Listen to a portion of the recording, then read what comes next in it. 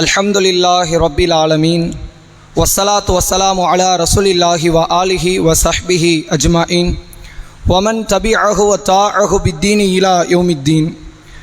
கண்ணியத்திற்குரிய எல்லாம் வல்ல அல்லாஹ்வின் நல்லடியார்களே, அல்லாஹுடைய பேரருளால் ரமலான் மாதத்தினுடைய இறுதி பத்தில் ஒற்றைப்படை இரவுகளான 21வது இரவை நாம் அடைந்திருக்கிறோம். இந்த தருணத்தில் வாழ கற்றுத்தரும் இஸ்லாம் என்ற தலைப்பில் நாம் இதுவரை பார்த்த செய்தியினுடைய தொடர் செய்திகளை அறிந்து கொள்ள இருக்கிறோம். இந்த ரமலானினுடைய முதல் 5 நாட்களில் நம்ம பார்த்தோம். இப்போ அதனுடைய தொடர் செய்திகள். இப்போ நேற்றுக்கு பார்த்தது என்னன்னு கேட்டாலே ஞாபகம் வராது. 15 நாளைக்கு முன்னாடி பார்த்தது கேட்டால் ஞாபகம் வருமா? கண்டிப்பாக வரப்போகிறது இல்லை. இப்போ அதனால் அது என்ன செய்திகளை பார்த்தோங்கிறத உங்களுக்கு நினைவுபடுத்தி கொண்டு இந்த உரையை நாம் ஆரம்பம் செய்வோம். வாழ கற்றுத்தரும் இஸ்லாம் என்ற இந்த தலைப்பு, பொருளாதாரத்தை இஸ்லாம் எப்படி கையகப்படுத்த வேண்டும், எப்படி அதை ஆள வேண்டும், அதை நிர்வாகப்படுத்த வேண்டும் என்ற கோணத்தில் திருக்குர்ஆன் நமக்கு சொல்லித்தரக்கூடிய வழிகாட்டுதலை நாம் பார்த்தோம். அதில் அல்லாஹ் வியாபாரத்திற்கு என்னென்ன முக்கியத்துவம்லாம் கொடுக்குறான், வியாபாரம் என்பது ஹலாலான ஒரு காரியம், ஈமானோடு தொடர்பு படுத்திய ஒரு காரியம் என்றெல்லாம் அல்லாஹ் பேசுகிற செய்திகளை பார்த்தோம். வட்டி வாங்கக்கூடியவனை அல்லாஹ் நரகவாசின்னு சொல்கிறான். மறுமையில் அவன் பைத்தியக்காரனாக எழுப்பப்படுவான். ஏன் அவன் பைத்தியக்காரன் ஆகிறான் தெரியுமா அப்படின்ட்டு அல்லாஹ் அதற்கு விளக்கம் தருகிறான். அவன் வியாபாரத்தையும் வட்டியையும் இணைத்து பேசினான். வியாபாரம் ஹலாலு, வட்டி ஹராமு, ரெண்டு ஒன்னாகுமா? அதை சொன்னதனால தான் அவன் நரகவாசின்னு அல்லாஹ் ரப்புல் ஆலமீன் திருக்குர்ஆனில் பேசுகிற அந்த வியாபாரம் தொடர்பான செய்திகளை அறிந்து கொண்டோம். அதன் தொடர்ச்சியில் சஹாபாக்கள் ரசூலுல்லாஹ் உருவாக்கிய ஒரு உம்மத், அந்த உம்மத்து எந்த அளவிற்கு சுயமரியாதையோடு இருந்தார்கள். தான தர்மங்களாக அதிகமான பொருளாதாரம் வந்தபோது கூட அடுத்தவங்க கையை எதிர்பார்க்கல. நான் உழைத்து தான் உண்ணுவேன், அது உழைக்கக்கூடிய பொருளாதாரம் குறைவாக இருந்தாலும் சரி, அதில் என்னுடைய வாழ்வாதாரத்தை நான் கட்டுப்படுத்திக் கொள்வேன் என்ற மனநிலையில் நபிமார்கள் இருந்தார்கள், சஹாபாக்கள் இருந்தார்கள். அல்லாஹ் அவர்கள் வாழ்க்கையில் பரக்கத்தையும் கொடுத்தான். நான் உழைச்சு தான் வாழ்வேன், அடுத்தவங்க கையை எதிர்பார்க்க மாட்டேன்னு ஏழையாவே அல்லாஹ் வைக்கல. அவங்களை பெரும் செல்வந்தர்களாக மாற்றினான் என்ற செய்திகளை பார்த்தோம். அதனுடைய தொடர்ச்சியில் என்ன செய்தோம், என்ன பார்த்தோம் அப்படின்னா, சில நேரத்தில் அல்லாஹ் பொருளாதாரத்துக்கு ஒரு பெரும் சோதனை வைப்பான். பணமா ஈமானாங்கிற ஒரு நிலை வரும். அப்போது ஈமானுக்கு முக்கியத்துவம் கொடுத்து பணத்தை நாம் தியாகம் செய்ய வேண்டும். ஒரு 3 நபர்கள் பனி இஸ்ரவேல் சமுதாயத்தில் இருந்தாங்க. அவர்கள் ஒவ்வொருவருக்கும் அல்லாஹ் பல செல்வத்தை கொடுத்தான். அல்லாஹ் ஒரு டெஸ்ட் வச்சான். நீ எனக்கு நன்றி செலுத்துறியா அப்படின்னு அல்லாஹ் பார்த்தான். அந்த நேரத்தில் தர்மம் செய்ய மனம் இல்லாதவர்களை அல்லாஹ் அழித்தான். தர்மம் செய்ய மனம் வந்தவரை அல்லாஹ் மேலும் பரக்கத்திலே உயர்த்தினான் என்ற செய்தியை பார்த்தோம். அதனுடைய தொடர்ச்சியில் கடன் கொடுக்கிறது என்ன முக்கியத்துவம். நிறைய பேர் நம்மள கடன் கொடுக்கிறது கிடையாது, சதக்கா கொடுப்போம், நம்ம நம்முடைய தேவைகளை பூர்த்தி செய்து கொள்வோம். ஆனால் உண்மையில் வறிய நிலையில் இருக்கக்கூடியவர்கள், சுயமரியாதையோடு வாழ வேண்டும் என்று ஆசைப்படுபவர்களுக்கு ஒரு 50,000, 1 லட்சம், 2 லட்சம் நம்மகிட்ட இருக்கிற பொருளாதாரத்தை அவர்கள் வாழ்வாதாரத்தை அதிகப்படுத்திக் கொள்ளவோ அல்லது அவர்களுடைய ஏழ்மை நிலையை நீக்கிக் கொள்ளவோ கடனாக கொடுக்கிற மனநல சமூகத்தில் நிறைய கிடையாது. அது இல்லைங்கிறனால தான் இன்னைக்கு பேங்க் அதை யூஸ் பண்ணிக்கிட்டு இருக்கிறான். அவன் உனக்கு தரமாட்டான், உன் சொந்தக்காரன், உன் அண்டை வீட்டுக்காரன் தரமாட்டான், நான் தாரேன், 1 லட்சம் என்ன 10 லட்சம் தாரேன், வட்டி மட்டும் நீ தந்துருங்கிறான். இந்த வட்டி இந்த சமூகத்துக்குள்ள வர்றதுக்கு காரணம் என்ன? மற்றவன் கடன் கொடுக்க உள்ள வந்ததுனால தான் வட்டி வந்தது. நீ யாரும் என் மக்களுக்கு நீ கடன் கொடுக்க வேண்டாம், நான் பார்த்துக்கிறேன், என் மக்களுக்கு நானே கடன் கொடுக்கிறேன்னு வந்திருந்தா இந்த உம்மத்தில் யாருமே வட்டியில் விழுந்திருக்க மாட்டாங்க. இது பற்றிய செய்திகளை, கடன் கொடுப்பதனால் என்னென்ன நன்மைகள் இருக்கிறது என்பதையும் குர்ஆன் ஹதீஸின் அடிப்படையில் நம்ம பார்த்தோம். அதனுடைய தொடர்ச்சியாக இன்ஷா அல்லாஹ் இன்றைய தினம் சிக்கனமாக இருப்பதும் பொருளாதாரத்தை சேர்த்து வைப்பதனுடைய முக்கியத்துவம் என்ன. நம்ம மக்கள்கிட்ட இந்த சிந்தனையே கிடையாது. அதிலையும் குறிப்பாக ஆண்களை நீங்கள் எடுத்துக்கொண்டால் நிறைய பணம் சம்பாதிப்பார்கள், அன்னைக்கே செலவு பண்ணிடணும். பிள்ளைகள் கேட்கறத வாங்கி கொடுத்தரணும், மனைவி கேட்கறத வாங்கி கொடுத்தரணும், நமக்கு என்னென்ன தேவையை செஞ்சிடணும். ரமலான்லாம் வருது இல்லை, அது முடியும். இதுக்குன்னு ஏதாவது பொருளாதாரத்தை சேர்த்து வச்சிருப்பாங்க. ஒரு பெரிய அளவில் பிக்னிக்னு பிளான் போட்டு 50,000, 1 லட்சத்தை நாசமாக்கிடுவாங்க. பெரிய பெரிய அளவில் பொருளாதாரத்தை சேர்த்து வைக்கக்கூடிய மனநிலை இல்லாமல் அதை அப்படியே செலவழித்து சேமிப்பு தன்மை அற்ற மனிதர்களாக முஸ்லிம்கள்ல அதிகமான பேர் இருக்கிறாங்க. அதனால தான் நம்ம இன்ன வரைக்கும் சொத்து சேர்க்கல. முஸ்லீம்ல நிறைய பேர் சொத்து சேர்க்காத காரணம் என்ன? சேமிப்பு எண்ணம் கிடையாது. இஸ்லாம் இந்த சேமிப்பு எண்ணத்திற்கு அதிகமான ஆர்வம் ஊட்டுகிறது. நீங்கள் திருக்குர்ஆனை பார்க்கலாம். சூரா யூசுப் என்ற 12வது அத்தியாயம் 47, 48வது வசனம்.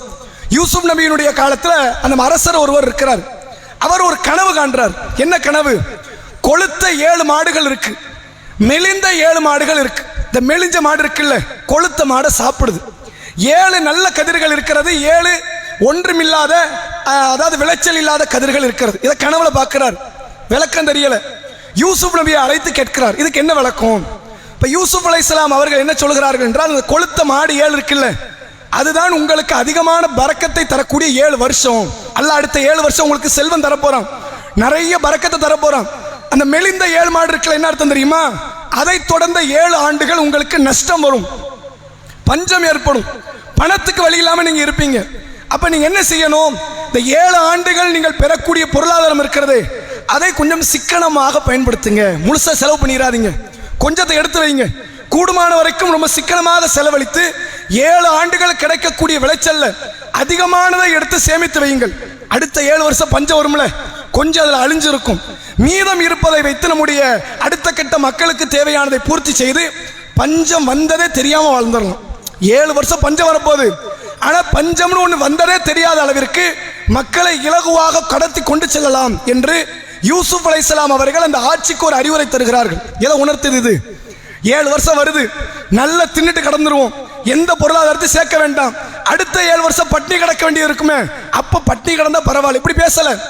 7 ஆண்டுகள் அல்லாஹ் தரக்கூடிய பரக்கத்தை சேமித்து வைப்போம், தேவைக்கு கொஞ்சத்தை எடுப்போம், ரொம்ப எடுக்க வேண்டாம், கைப்பிடித்தத்தோடு நடப்போம், பெரிய அளவில் கஞ்சத்தோடு நடப்போம். அதை தொடர்ந்து ஒரு 7 ஆண்டுகள் வரும் வறுமை, அந்த வறுமைக்காக வேண்டி இதை செலவழிப்போம் என்று யூசுப் அலைஹிஸ்ஸலாம் அவர்கள் அந்த ஆட்சிக்கு ஒரு அறிவுரை தருகிறார்கள். அந்த மன்னர் பார்க்கிறார், சரியான ஒரு அறிவுரை. உங்களை பொருளாதார ரீதியான நிபுணராக, பொருளாதார ரீதியான அமைச்சராக நியமிக்கிறோம்னு போடுறாங்க. 14 வருஷம் கிடக்குது, பஞ்சமே இல்லாமல் அந்த சமூகம் மாறிச்சு. 14 ஆண்டுகள் கடந்து போயாச்சு. என்ன ஆயிடுச்சு? பஞ்சத்தினால் அந்த சமூகத்திற்கு எந்த விதமான பாதிப்பும் இல்லாமல் மாறியது என்பதை திருக்குரானில் இருந்து பார்க்க முடிகிறது. அதே போன்று நீங்கள் பார்க்கலாம், தர்மம் செய்யறோம்ல, இஸ்லாம் அதிகமாக ஆர்வமூட்டிய அமல் என்ன? தர்மம் பண்ணுங்க, நிறைய கொடுங்கன்னு சொல்லுச்சு. அதுல கூட அல்லாஹ் ஒரு வரையறையை சொல்லித் தருகிறான். நீங்கள் திருக்குரானில் பார்க்கலாம், சூரா பனி இஸ்ராயில் என்ற 17வது அத்தியாயத்தினுடைய 29வது வசனம். ஒலா தஜாலு யதாக்க மக்லூலா, உங்களுடைய கைகளை கட்டி கொண்டதாக நீங்கள் ஆக்கிவிடாதீர்கள். இலா உனுகிக்க, உங்களுடைய கழுத்தோடு சேர்த்து உங்க கைகளை கட்டி வைக்காதீங்க. என்ன அர்த்தம்? தர்மம் பண்ணாம கஞ்சத்தனமா நீங்க இருக்காதீங்க சொல்லிட்டு அல்லாஹ் சொல்றான். ஒலா தபுசுத்துஹா குல்லல் பசத், அதே நேரத்தில் கை அப்படி விரிச்சு விட்டுறாது, எல்லாம் போய் செலவழியட்டும், எல்லாருக்கும் கொடுத்துருவோம், எல்லாரும் சாப்பிடட்டும். தர்மத்தை கூட அப்படி பண்ணாதங்கிறான். தர்மத்தை கூட என்ன செய்யக்கூடாதான்? நீங்கள் சிக்கனமாக இருக்கிறேன்னு பேர் கஞ்சம் முடிக்காதீங்க, தாராளமாக நடக்கிறேன்னு பேர்ல வீண்வரை பண்ணிடாதீங்க. என்ன செய்ய வேண்டும்? இந்த ரெண்டுக்கும் மத்தியில் நடுத்தரத்தோடு நடுநிலையோடு நீங்கள் தர்மம் செய்யுங்கள் என்று அல்லாஹ் ரப்பல் ஆலமீன் தன்னுடைய திருமறை குர்ஆனில் 17வது அத்தியாயத்தினுடைய 29வது வசனத்தில் அல்லாஹ் பேசுகிறான். அதே போன்று ரசூலுல்லாஹ்வுடைய வாழ்க்கையில் நடந்த ஒரு சம்பவம். ரசூலுல்லாஹ் மக்கா வெற்றிக்கு போறாங்க. சாத் பின் அபி வக்காஸ் என்ற ஒரு நபித்தோழர், தலை சிறந்த தியாகி, மரணப்படுக்கையில் கிடக்கிறார். ரசூலுல்லாஹ் போய் நோய் நலம் விசாரிக்கிறாங்க. என்ன சாதே, உடம்பு பரவாயில்லையா அப்படின்னு கேட்குறாங்க. அப்போ சாது ரதியல்லாஹு அவங்க சொல்கிறாங்க, அல்லாஹ்வுடைய தூதரே, நான் மரணத்தை அடைஞ்சிருவேன் பயப்படுறேன், எனக்கு நிறைய சொத்து இருக்கு, ஒரே ஒரு பொம்பளை பிள்ளை இருக்கு. எத்தனை பிள்ளை? ஒரு பிள்ளை இருக்கு. நான் எனது சொத்துல 3ல் 1 பகுதியை, 3ல் 2 பகுதியை, ஏறத்தாழ 1 கோடி இருக்குன்னு வச்சுக்கோங்க, 66 லட்சம் ரூபாய் நான் தர்மம் பண்ணலாண்டி இருக்கிறேன். இந்த கருத்தில் அவர் சொல்றார், 3ல் 2 தர்மம் செய்யலாம் என்று நான் ஆசைப்படுகிறேன், நீங்க என்ன நினைக்கிறீங்க? ரசூலுல்லாஹ் சொன்னாங்க, கூடாது, பண்ணாதன்ட்டாங்க. நான் ஆட்சியாளர், நான் தூதர், நான் சொல்றேன், நீ பண்ணாதன்ட்டாங்க. அடுத்தவர் கேட்கிறார், அல்லாஹ்வுடைய தூதரே, நான் பாதி தர்மம் பண்ணிட்டுமா? என் சொத்துல அப்படி சரி பாதி தர்மம், சரி பாதி என் மகளுக்கு செஞ்சிருட்டுமான்னு கேட்கிறாங்க. அதையும் பண்ணாதங்கிறாங்க. அப்படி பண்ணிடாத. அடுத்த ரசூலுல்லாஹ்ட்ட கேட்கிறாங்க, அல்லாஹ்வுடைய தூதரே, சுலுஸ், 3ல் 1 பகுதி தர்மம் பண்றேன், 2 பகுதி என் பிள்ளைகளுக்கு கொடுத்துறேன், பண்ணட்டுமா? அது சுலுசு கபீர் அவ் கசீர், 3ல் 1 பகுதி கூட அதிகம்தான், பார்த்து செய், அனுமதி தான் அப்படின்னு சொல்லிட்டு அல்லாஹ்வுடைய ரசூல் அவர்கள் சொன்னார்கள், இன்னக்கான் ததர வரசக்க அக்னியா கைருன் மின் அன் ததரகும் ஆலியத்தை எத்த கஃபஃபூன நாஸ். உன்னுடைய பிள்ளைகள் இருக்கிறார்களே, வாரிசுகள், அவர்களுக்கு பிறரிடத்தில் கையேந்துகிற நிலையில் விட்டு செல்வதை விட சொத்து பத்துகளை சேர்த்து வைத்து செல்வது சிறந்தது. நாங்கள் ரசூலுல்லாஹ் இதை நல்லதுங்கிறாங்க. எதை செய்ய வேண்டாங்கிறாங்க? நான் சம்பாதிச்சது, நான் வெளிநாட்டில் கடந்து பாடுபட்டது, 40 ஆண்டுகள் 50 ஆண்டுகள் கடந்து சம்பாதித்த வீடு, தோட்டம், துறவு, காரு, பங்களா எல்லாவற்றையும் நான் செலவழிக்க எனக்கு உரிமை இருக்கு. ரசூலுல்லாஹ் என்ன செய்யறாங்க? செலவு பண்ணாத, தர்மமாக்காத, அதுல பெரும் பகுதியை உங்க பிள்ளைகளுக்கு கொடுத்துருங்க, கொஞ்சத்தை தர்மம் பண்ணுங்க, தப்பு கிடையாது. கொஞ்சம் போல கொடுங்க, அதிகமானதை உங்கள் பிள்ளைகளுக்காக வேண்டி சேமித்து வையுங்கள் என்று சொன்னார்கள். இதை ஏன் ரசூலா பிள்ளைங்களுக்கு கொடுக்க சொன்னாங்கிறத நம்ம பின்னாடி வரக்கூடிய நாட்கள் அதை பற்றி நம்ம விளக்கம் கொடுக்குறோம். இந்த இடத்துல கூட ரசூலா எதை ஆர்வம் ஊட்டுறாங்க?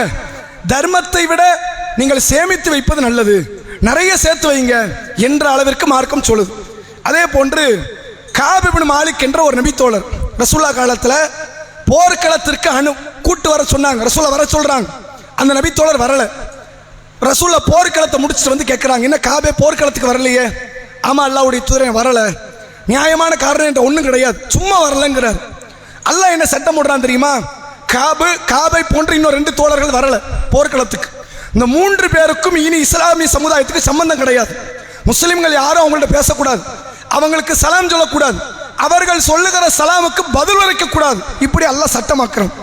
3 பேர் முஸ்லிமாக இருக்கிறார்கள், ஆனால் முஸ்லிம் மக்களாலேயே நிராகரிக்கப்பட்டு இருக்கிறார்கள். 50 நாள் கடக்குது. 50 நாளினுடைய முடிவில் அவங்களுடைய பொறுமையை அல்லாஹ் பார்த்து என்ன செய்யறான்? மன்னிச்சிட்டான். மன்னித்த உடனே காப் ரதியல்லானவங்க ரசூலா பார்க்க ஓடி வராங்க.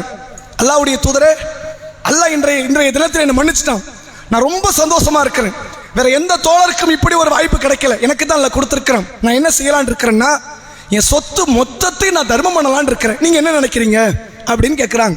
இப்போ ரசூலா சொல்றாங்க, அப்படி பண்ணாத, கொஞ்சத்தை வச்சுக்க, மற்றதை தர்மம் பண்ணு. அல்லாஹ் உனக்கு நிறைய கொடுத்துருக்கிறான், இப்போ பெரிய பாக்கியத்தை தந்திருக்கிறான், நீ மகிழ்ச்சியா இருக்கிற, தர்மம் செய்யணும்னு நினைக்கிற, சரிதான். ஆனால் மொத்தத்தை பண்ணாத, கொஞ்சம் போல வச்சுக்க. ரசூல்லா கிட்ட காப் ரதியல்லானவங்க சொல்றாங்க, அல்லாஹ்வுடைய தூதரே, போர்க்களத்தில் எனக்கு ஒரு கனிமத்தாக ஒரு லேண்டு கிடைச்சது, அதை மட்டும் வச்சுக்கிறேன், மற்ற எல்லாத்தையும் தர்மம் பண்ணிட்டார். பிற்காலத்தில் காபு சொல்றார், நல்லதா போச்சு, அன்னைக்கு நான் மொத்தத்தை தர்மம் பண்ணியிருந்தேன், இன்னைக்கு நான் வந்து கையேந்தி நிற்கணும், ஒண்ணுமில்லாம நிற்கணும். ரசூல்லா சரியான நேரத்தில் ஒரு அறிவுரை கொடுத்தாங்க, இன்னைக்கு அதுதான் என்னை பாதுகாத்து வாழ்வாதாரம் வழங்கி கொண்டிருக்கிறது என்று காப் ரதியல்லானவர்கள் பிற்காலத்தில் இப்படி ஒரு வார்த்தையை சொன்னார்கள் என்று தெரிகிறது. இஸ்லாம் எதற்கு அதிகமாக ஆர்வமுட்டது? பணத்தை சம்பாதிங்க, அதை சேமித்து வையுங்கள், அதை வீண்மறையமாக்கிறாதீங்க, நாசமாக்கிறாதீங்க. தர்மத்தின் பெயரால் கூட மொத்தத்தை கொடுத்துறாதீங்க, கொஞ்சத்தை கொடுங்க, கொஞ்சத்தை வைத்துக் கொள்ளுங்கள் என்று மார்க்கம் சொல்லுது. இப்ப இந்நாள் வரைக்கும் நம்ம தெரிஞ்சுக்கிட்டது என்ன? சேர்த்து வைக்க கூடாதுன்னு தெரிஞ்சுக்கிட்டோம், அப்படிதானே? திருக்குரானில் அல்லாஹ் சொல்கிறான், நம்ம எல்லாருக்கும் தெரிந்த வசனம், வயலுள்ளி குள்ளி ஹுமசத்தில் ஹுமசா, பொய் புறம் பேசி குறை சொல்லக்கூடிய ஒவ்வொருவனுக்கும் கேடுதான். அல்லதி ஜமஅ மால வஅத்ததா, அவன் செல்வத்தை திரட்டுகிறான், அதை சேகரித்து வைக்கிறான். இந்த வசனத்தை நம்ம எல்லாரும் படிச்சிருக்கிறோம். படிச்சுட்டு என்ன நினைக்கிறோம்? ஆகா, செல்வத்தை சேர்த்து சேகரித்து கணக்கு போட்டாலே அல்லாஹ் மறுமையில தண்டனை கொடுப்பான். அப்படி அந்த வசனம் சொல்லல. அடுத்த வசனத்திலே சொல்றான், அல்லதி யஹ்சபு மாலஹு அன்னஹு அஹ்லதா, அவன் என்ன நினைக்கிறான் தெரியுமா? என் செல்வம் தான் என்னை காப்பாற்றும் என்று நினைக்கிறான். அது தப்புங்கிறான். அவன் நினைச்சது என்ன? செல்வத்தை சேர்த்த தப்பு இல்லை, கோடி கோடியா சேர்த்துக்க. சுலைமான் நபியை விட நீ சேர்த்துற போறியா? கோடி கோடியாக சம்பாதி, கோடி கோடியாக சேர்த்து வை, கணக்கு பார்த்துக்கிட்டே 5 கோடி இருக்கு, 50 கோடி இருக்கு, 500 கோடி இருக்கு, நிறைய கணக்கு பார், தப்பு இல்லை.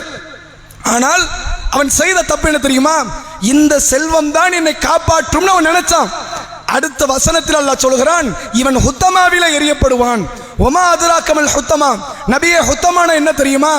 நாருல்லாஹில் மூக்கதா, மூட்டப்பட்ட அல்லாஹ்வுடைய நெருப்பு என்று அல்லாஹ் சொல்கிறான்.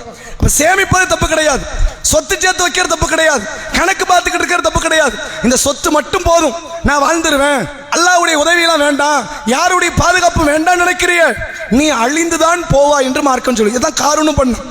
காரூன் என்ன பண்ணா? நிறைய சொத்து வச்சிருந்தான். இன்னமா ஊத்தி துகுவால அல்மி எழுந்தி, என்னிடத்தில் உள்ள அறிவின் காரணமாக இது எனக்கு வழங்கப்பட்டது என்று சொன்னான். அவனை அல்லாஹ் அழித்தான். செல்வத்தை சேர்த்து வைப்பதை மார்க்கம் தடுக்கல. சேர்த்து வைத்து விட்டு இதுதான் என்னை காப்பாற்றும் என்ற நம்பிக்கை இருக்கிறது, அதை மார்க்கம் தடுக்கிறது என்ற செய்திகளை இந்த வசனங்கள்ல இருந்து தெரிந்து கொள்ள முடியுது. என்ன விஷயம்னா, இந்த சேமிப்புங்கிறது இருக்குல்ல, சேமிப்புன்னு நம்ம பாஷையில சொன்னா அதுக்கு பேர் என்னது? கஞ்சத்தனம். நம்ம அப்படித்தானே புரிஞ்சு வச்சிருக்கிறோம். ஃபேன் சும்மா ஓடிக்கிட்டு இருக்குதுன்னு போய் ஒருத்தர் ஆஃப் பண்ணிட்டாருன்னா கஞ்சனா இருக்கிறாரம்பாங்க. லைட் ஆஃப் பண்ணிடக்கூடாது, எதுக்கு எடுத்தாலும் கஞ்சங்கிற பட்டத்தை நமக்கு சூட்டுவாங்க. நீங்க யோசிச்சு பாருங்க, சமூகத்தில் அதிகமான கஞ்சங்கிற பட்டம் ஆணுக்கு கிடைக்குதா பெண்ணுக்கு கிடைக்குதா? யாரை பார்த்து சொல்லுவாங்க? அதிகமா ஆண்களை பார்த்து. கீழே இருக்கிற பெண்கள்கிட்ட கேட்டாலும் அவங்கள தான் சொல்லுவாங்க, ஆண்கள் தான் பெரிய கஞ்சர்களா இருக்கிறாங்க. யதார்த்தம் என்ன தெரியுமா? கோழி இருக்குல்ல, கோழி முட்டை போடுற வழி அதுக்கு தான் தெரியும். சம்பாதிக்கிறவனுக்கு தாங்க தெரியும் ஒரு பொருளாதாரத்தினுடைய வழி என்ன அப்படிங்கிறது. யாருக்கு தெரியும்? வீட்டில் இருக்கிற பெண்களுக்கு தெரியாது. அந்த பொருளாதாரத்தை பெற்று அனுபவிக்கிற பிள்ளைகளுக்கு தெரியாது. யாருக்கு தெரியும்? சம்பாதிக்கிற ஆண்களுக்கு தான் தெரியும். பல குற்றச்சாட்டு வரும். வீட்டில் ஒரு ஃபேன் ஓட விட மாட்டேங்கார் இந்த மனுஷன், ஒரு லைட்டு போட விட மாட்டேங்கிறார். லைட் என்ன 10 மணிக்கு போடக்கூடாதுனாரா? பகலில் சும்மா லைட் எரியும், சும்மா ஃபேன் ஓடும். வீட்டில் ஆள் இல்லாத போது ரூமுக்குள்ள ஃபேன் ஓடும், ஏசி ஓடும், சம்பந்தமே இல்லாமல் பொருளாதாரங்கள் செலவழிக்கப்படும். அதை கணவன் கண்டிப்பார். இப்படி பண்றீங்கள, அல்லாஹ்க்கு பயம் வேண்டாமா? ஃபேனை ஆஃப் பண்ண வேண்டியதானே, அறிவு இருக்குதான்னு கேட்பார். சரியான கஞ்ச முடிச்சவனா இருக்கானே இப்படிங்க. எப்படி வீட்டில் பேச்சு? சரியான கஞ்ச மனிதராக இருக்கிறாரு. இதுக்கு பேர் கஞ்சமா? யோசிச்சு பாருங்க. வீட்டில் சாப்பாடு வைக்கப்படுது, சாப்பிட்டுக்கிட்டு இருக்கிறோம். பாதி சாப்பாடு அல்லது அதை விட கொஞ்சம் கூடுதலாக சாப்பிட முடியலையேன்னு கொண்டு போய் குப்பை தொட்டில் கொட்டுவோம். எல்லாரும் என்னதுமா சொல்லுவாங்க? பாலஸ்தீன மக்களை பார்க்கலையா? அவன் சாப்பாடுக்கு எவ்வளோ கஷ்டப்படுறான் தெரியுமா? அல்லாஹ் உன் தட்டு வரைக்கும் சாப்பாடு கொண்டு வந்து வச்சிருக்கிறானே, அந்த சாப்பாடு கொஞ்சம் நன்றி செலுத்தி மொத்தத்தையும் சாப்பிட மாட்டியா? சோறு மட்டும்தான் பொருளாதாரமா? கரண்ட் பொருளாதாரம் கிடையாதா? நம்ம வாங்கி போடுற ஆடை பொருளாதாரம் கிடையாதா? ஆடம்பரமாக கற்ற வீடு பொருளாதாரம் கிடையாதா? அப்போ அதில் வீண்வரையும் ஆகலையா? வெளிநாட்டில் எத்தனையோ பல இஸ்லாமிய ஆண்கள் இருக்கிறார்கள், ராப்பகலாக உழைத்து பொருளாதாரத்தில் லட்சக்கணக்கில் தன் வீட்டு மனைவிமார்களுக்கும் தாய்மார்களுக்கும் சகோதரிகளுக்கும் மகள்களுக்கும் தருகிறார்கள். பொருளாதாரம் என்ன ஆகுது தெரியுமா? இந்த காயல்பட்டினத்தினுடைய சூழ்நிலையும் கொஞ்சம் எடுத்து பாருங்க. ஏகப்பட்ட ஹோட்டல். எதுக்குங்க இத்தனை ஹோட்டல்?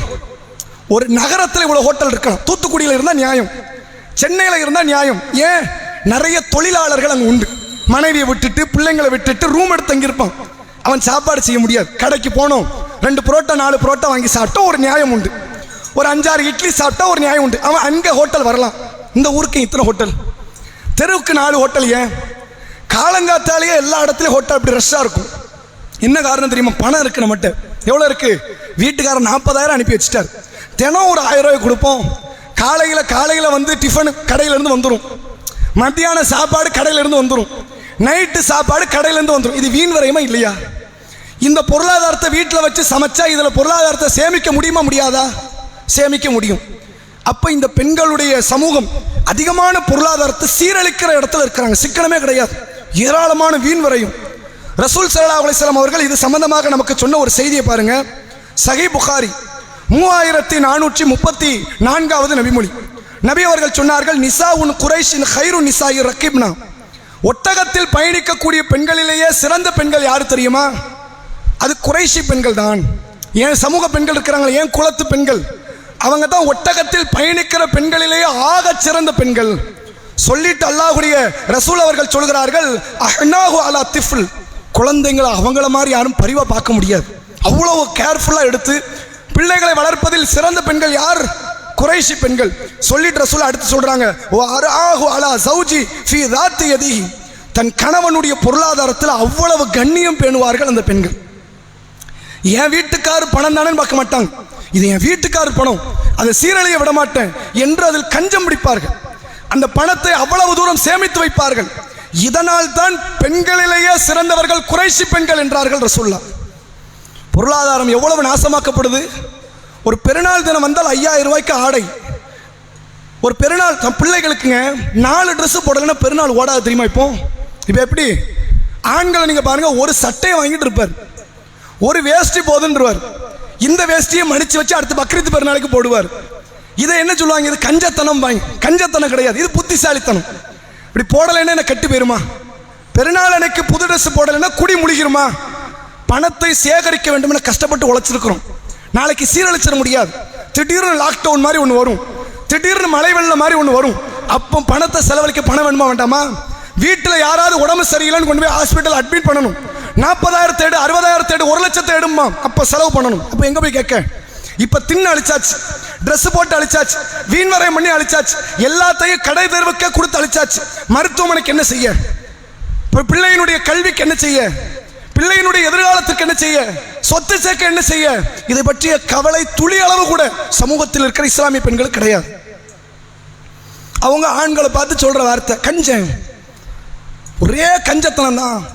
10 பைசா கையில இருந்து வராது. ஏன் வரணும்? ரசூலுல்லாஹ் உணவு கொடுக்க சொன்னாங்க, உடை கொடுக்க சொன்னாங்க, அதை தாண்டி கொடுக்க சொன்னாங்களா? இதை கொடுக்கலன்னா சண்டை வருது. மிகப்பெரிய அளவில் ஒவ்வொரு இடத்துல பொருளாதார ரீதியான சண்டைகள் தான் தலாக்கு வரை வந்து முடிகிறது, ஹுலா வரைக்கும் வந்து முடிகிறது. ஆண்களுடைய பொருளாதாரம் சீரழிக்கப்படுகிறது. இந்த சீரழிப்பெல்லாம் மார்க்கம் சொன்ன பொருளாதார அந்த தத்துவங்களை உணராதனுடைய வெளிப்பாடு. சரி, இது மட்டுமா? அடுத்து பாருங்க, திருமண நிகழ்ச்சி நடக்கும், நம்ம ஊர்லயும் நடக்குது. திருமணத்துக்கு என்ன ஆகும்? 15 லட்ச ரூபாய் எஸ்டிமேட் போடுவார். வீடுக்கு அவ்வளோ கிடையாதப்பா, வீடு கட்டவே அவ்வளோ எஸ்டிமேட் கிடையாது. 15 லட்சத்துக்கு என்ன திருமண செலவு? பெரிய பந்தல் போடணும், ஒரு வாரத்துக்கு முன்னாடி மெஹந்தி ஃபங்க்ஷன் வைக்கணும், 4 நாளைக்கு முன்னாடி இந்த விருந்து, 5 நாளைக்கு முன்னாடி அந்த விருந்து, மாப்பிள்ளை வீடு பொண்ணு வீட்டுக்கு வந்து பார்க்கணும், பொண்ணு வீடு மாப்பிள்ளை வீட்டு வந்து பார்க்கணும், ஆடம்பரமான ஆடைகள், ஆடம்பரமான முறையில் செலவினங்கள். திடீர்னு பார்த்தா கேரளாவிலேருந்து ஒரு கூட்டத்தை கூட்டம் தான் ஆட விடுவாங்க, பொம்பளையில டான்ஸ், அதுக்கு ஒரு தனி அமௌண்ட், 50,000 படி, 1 லட்சத்தை படி. இன்னும் ஆடும்போது இன்னும் ரூபா நோட்டு தட்டி தான் விடலை, அதுவும் இன்னும் கொஞ்ச நாள் வந்துடும். 500 ரூபா தாளெல்லாம் கெட்டு எடுத்து வச்சுக்கிறது. ஒரு 4 பொம்பளையில ஆட விட்டு என்னமோ இஸ்லாத்தில் இருக்கிற அதிகமான ஆண்கள் அதிகமான பெண்கள் கிடையாது. நிறைய சம்பாதிச்சேன்னு பேருங்க, கடைசி காலகட்டத்தில் மாத்திரம் வாங்க காசு கிடையாது. ஜக்காத்து பொருளாதாரத்தை தேடி பள்ளிவாசலை நோக்கி வரக்கூடிய ஏராளமான முதியவர்கள், முதுமை பெண்கள் ஒரு காலத்தில் அழித்து சீரழித்த ஒரு இடத்தில் தான் இன்றைக்கு அதிகமான இஸ்லாமிய ஆண்கள், இஸ்லாமிய பெண்கள் இருப்பதை நம்மால பார்க்க முடிகிறது. நடக்குதா இல்லையா? ரசூல் ஸல்லல்லாஹு அலைஹி வஸல்லம் அவர்களுடைய வழிகாட்டுதல் இப்படி இருந்ததா?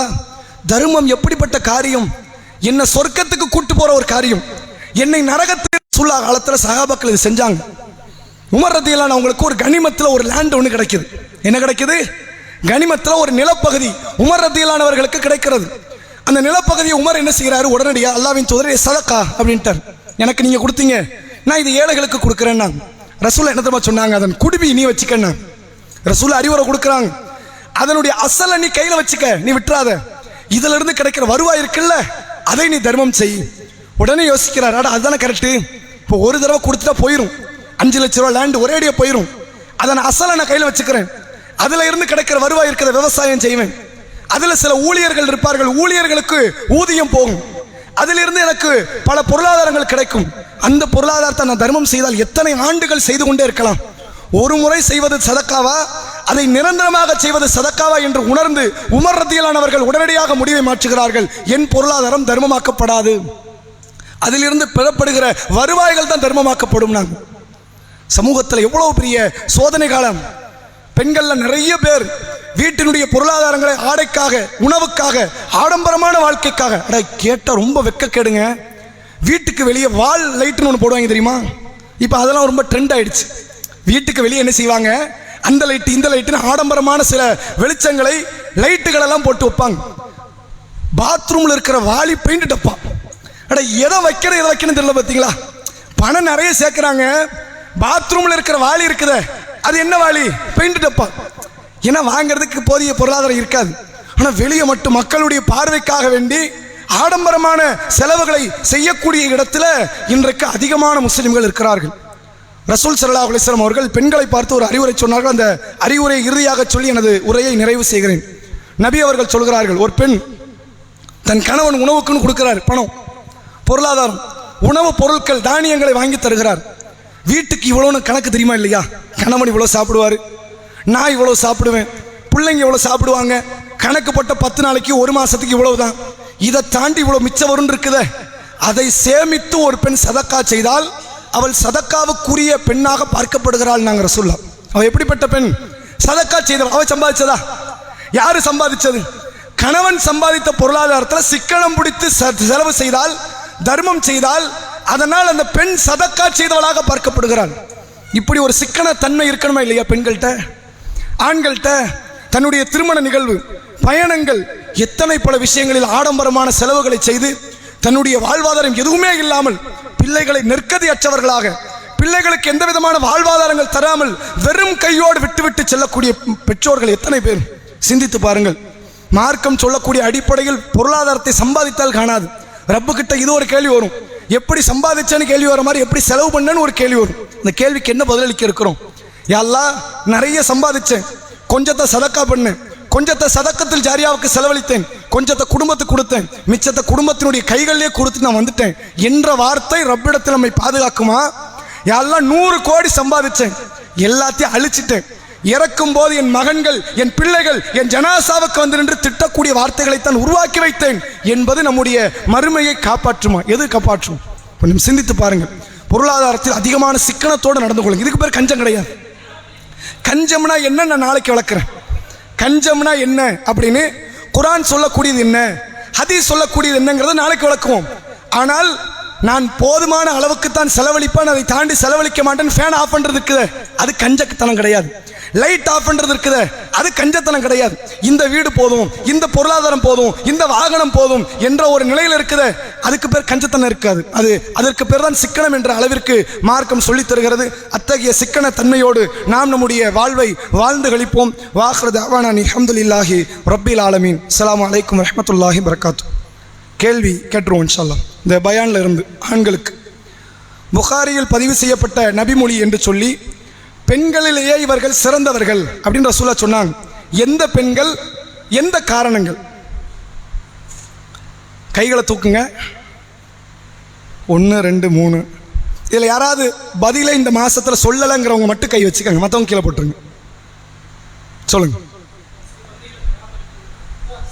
இல்லை மிஷ்காத்து, இல்லை மிஷ்காத்து வேண்டாம், இந்த இதில் மட்டும் வச்சு. சரி, இதுலையும் சொல்லிட்டீங்களா? வேற யாரும் இல்லையா? சரி, நீங்க பாதி சொல்லிட்டீங்க, நீங்களே சொல்லிடுங்க. எந்த பெண்கள் அவங்க? சரி, சரியான பதில். இன்னைக்கான ஒரு அமல், தொடர்ச்சியாக தினம் ஒரு அமல்னு பார்த்துக்கிட்டு இருந்தோம்ல. இன்னைக்கு வந்து லைலத்துல் கத்ர் இரவாக இருப்பதற்கு தகுதி வாய்ந்த ஒரு இரவு மார்க்கம் சொல்லுது. ஒருவேளை இது லைலத்துல் கத்ரா இருக்கலாம். லைலத்துல் கத்ர் இரவுக்கு என்ன துவா செய்ய அப்படின்னு ஆயிஷா நாய்க்கு கேட்பாங்க. நம்ம எல்லாருக்கும் தெரிஞ்ச துவா தான். அல்லாஹும்ம இன்னக அஃபுவுன் துஹிப்புல் அஃப்வ ஃபஅஃபு அன்னி. யா அல்லாஹ், நீ மன்னிக்கிறவன், மன்னிப்பதை விரும்புபவன், என்ன மன்னிச்சிரு. அப்ப ரசூலுல்லாஹ் லைலத்துல் கத்ருக்கு எத்தனையோ துவா இருக்கு, அதை தேர்வு செய்யலை. ரப்பு கிட்ட மன்னிப்பு கேட்கறத தேர்வு செய்யறாங்க. அப்படின்னா இந்த இரவு உண்மையில் ரப்பிடத்துல அதிகமான பாவ மன்னிப்பு தேடுவதற்கான இரவு, வேற எதுவும் இல்லை. நிறைய தொழுங்க, நிறைய குர்ஆன் ஓதுங்க, நிறைய திக்ர் செய்யுங்க, நிறைய துவா செய்யுங்க. அதை விட அதிகமாக அல்லாஹ்விடத்தில் இஸ்திக்ஃபார் தேடுங்க. இஸ்திக்ஃபார் தேடுவதற்கு தகுதி வாய்ந்த ஒரு இரவு இந்த லைலத்துல் கத்ர். நபிகள் நாயகம் ஸல்லல்லாஹு அலைஹி வஸல்லம் அவர்கள் சொன்னார்கள், யா அய்யுஹன்னாஸ், மனிதர்களே, தூபு இலல்லாஹ், அல்லாஹ்விடத்தில் நீங்கள் தௌபா தேடுங்கள். ஃபஇன்னி அதூபு இலல்லாஹி மியத்த மர்ரா, நான் ஒரு நாளைக்கு அல்லாஹ்விடத்தில் 100 முறை தௌபா தேடுகிறேன். நாங்கள் அதிகமாக அல்லாஹ்விடத்தில் இஸ்திக்ஃபார் இருக்கணும். ஒரு முறை அபூதர் அல் கிஃபாரி ரதியல்லாஹு அன்ஹு அவங்க சொல்றாங்க, மறுமை நாளில் என்னுடைய நன்மை தீமைகள் எடை நெருக்கப்படும் போது அதிகமான இஸ்திக்ஃபார் தேடிய ஒருவனாக நான் இருக்க ஆசைப்படுறேன். நான் இஸ்திக்ஃபாருக்கு நிகரான ஒரு அமல் இஸ்லாம் எதையும் சொல்லித்தரல. அதனால இன்றைய இரவுல இஸ்திக்ஃபாருக்கு நிறைய துவா இருக்குல்ல. ஆதம் நபி கேட்டாங்க, ரப்பனா லலம்னா அன்ஃபுஸனா வ இல்லம் தக்ஃபிர் லனா வ தர்ஹம்னா லனகுனன்ன மினல் காசிரின். அதை கேட்கலாம். பாவ மன்னிப்புக்கு இஸ்லாம் எத்தனையோ துவாக்களை சொல்லியிருக்கு, அதை கேளுங்க. அஸ்தக்ஃபிருல்லாஹ்வை நிறைய கேளுங்க. அதை விடலாம் அதிகம் அல்லாஹும்ம இன்னக அஃபுவுன் துஹிப்புல் அஃப்வ ஃபஅஃபு அன்னி என்ற பிரார்த்தனையை அதிகமாக நீங்கள் நிலைநிறுத்துங்கள். வாஹிரு தஅவானா அல்ஹம்துலில்லாஹி ரப்பில் ஆலமீன். அஸ்ஸலாமு அலைக்கும் வரஹ்மத்துல்லாஹி வபரகாத்துஹு. இஷா தொழுதாதவங்களுக்கு இன்ஷா அல்லாஹ் 10:45 போய் இஷாவுடைய ஜமாத் நடைபெறும்.